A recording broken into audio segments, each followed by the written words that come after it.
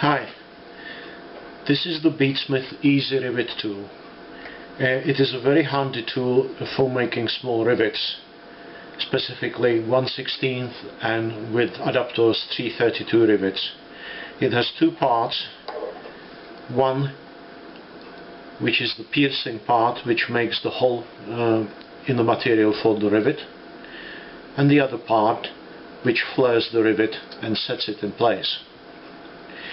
There are a number of very good videos out on the net which describe the use of this tool, and I don't really want to go through the whole process again, explaining how to use this tool from the beginning. Many of these videos, however, omit certain details which I think are important when using this tool, and they also make some parts of its usage look awkward, and I hope to be able to address that and help you to get better results using this tool. So the end result of what you're trying to achieve is perhaps something like this. These are brass rivets placed in copper, mainly for decoration. In fact, there is no mechanical function to these rivets. So the idea is to get them as even and as neat as possible, and when you turn the piece over, again the rivets should be as neat as possible. They should be well turned over, and there should be no sharp parts to the rivets. So I feel the first thing one should discuss is how to mark the material. This is a piece of scrap copper, 22 thou thick, and I am going to make some holes in it in preparation for inserting the rivets. Many of the videos recommend using a Sharpie to mark out your holes. I personally don't think it's a good idea. A Sharpie dot has definite dimensions. If you're trying to align your press punch with the Sharpie dot, you will never get it exactly in the center, and if, like in this case, it matters where the holes are, you might come up with something like this, where the holes are clearly not particularly well spaced, they are irregular. You can perhaps see it even on the back. And I think to get a better result from the punch, you best use one of these. This is an automatic center punch, and again there are many videos out there which explain its use. Just as a matter of practice, I always recommend that you use the punch on hard surface. You basically find where you want your point to go, and this is good actual point. This does not have dimensions which are worth considering. Wherever you put it, that will be the point where you end up punching the hole. And just press. And when you press hard enough, the spring inside will activate the punch, and you will get a neat little punch mark. There will be a little projection on the other side. The reason I say do this on a hard surface is if you do this on a soft surface like wood,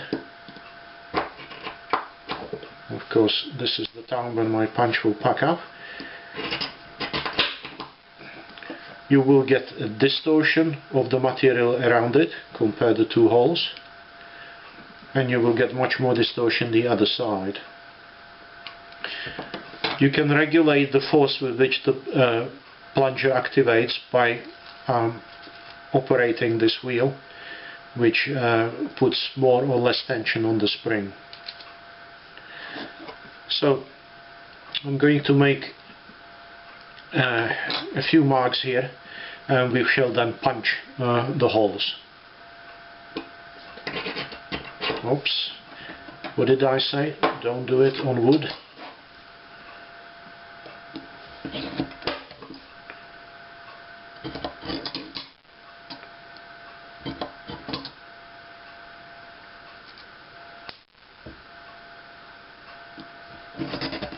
Sounds like my center punch needs some tender loving care.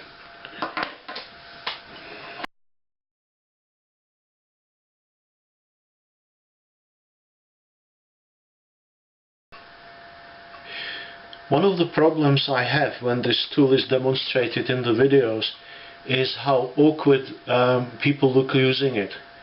And having used it a bit myself, I've come to the conclusion that you really need 3 hands to use it. Not being so endowed, I tend to clump the tool in a small vise like this one. Now I can use one hand to line up the hole. I use my other hand to operate the actual punch. And the beauty of having the marks punched with the automatic punch rather than with a Sharpie is that the punch will actually fit into the little dimple, and I can let go and the punch is lined up, and then I will simply turn and make the hole.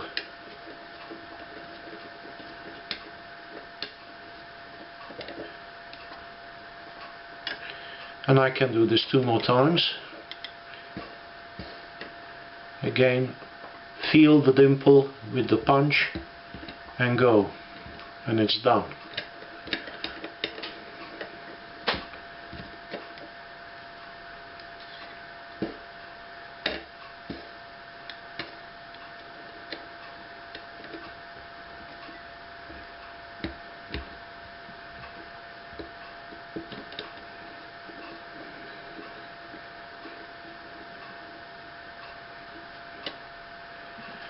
And that's it.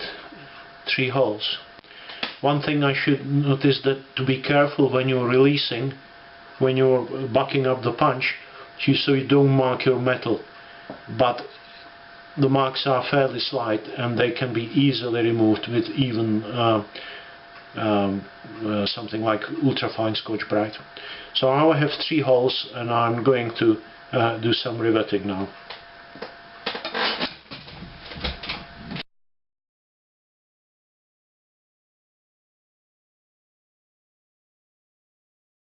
I'm now going to insert a 1/16 inch rivet into one of the holes that we just made.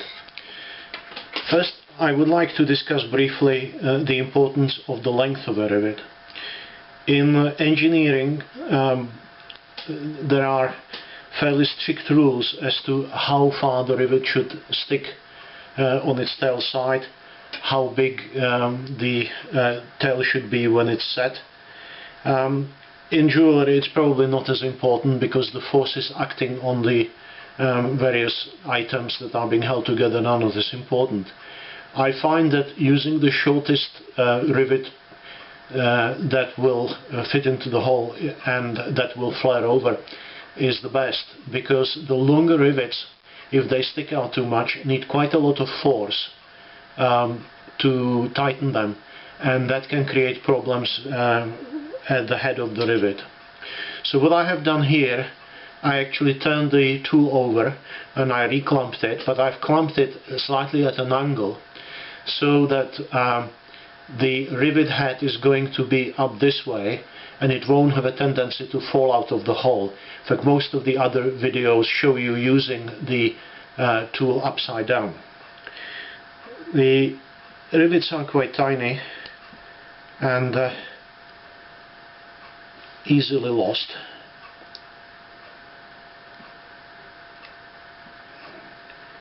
And getting them into the hole is quite tricky, but it can be done. So here I have a rivet in the hole. What I'm now going to do is just feel the head of the rivet fit into the little anvil, and at the same time look and watch and see that the flaring tool actually fits into the rivet. And now I've got it, I'm holding the piece securely and I'm tightening until I feel the rivet is tight. Only experience will tell you how much force is too much and how much is not enough. And hopefully we have got a nice rivet with no damage to the surrounding material, no splitting of the rivet, and an adequate flaring over the other side. If you feel the rivet, you hope to feel no sharp edges. If you don't flare the rivet adequately, it will leave sharp edges which you then have to deal with. Now I'll do one more rivet just to show you what happens if you tighten the rivet with too much force.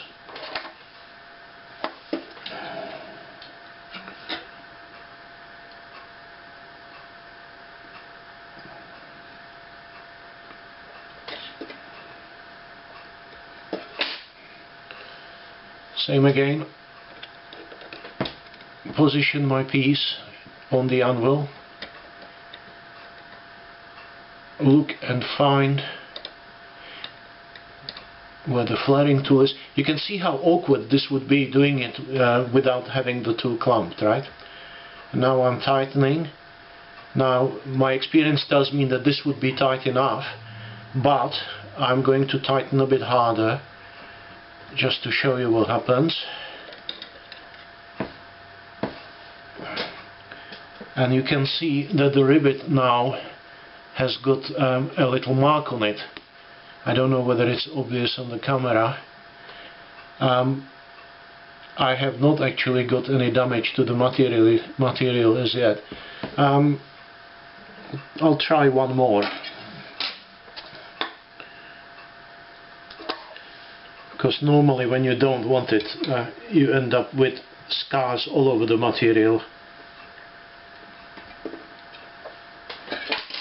So here we go, once more. Flaring tool, hold this nice and steady.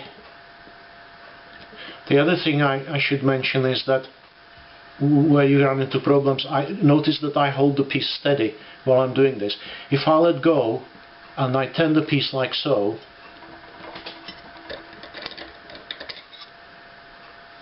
this is where you get the marks.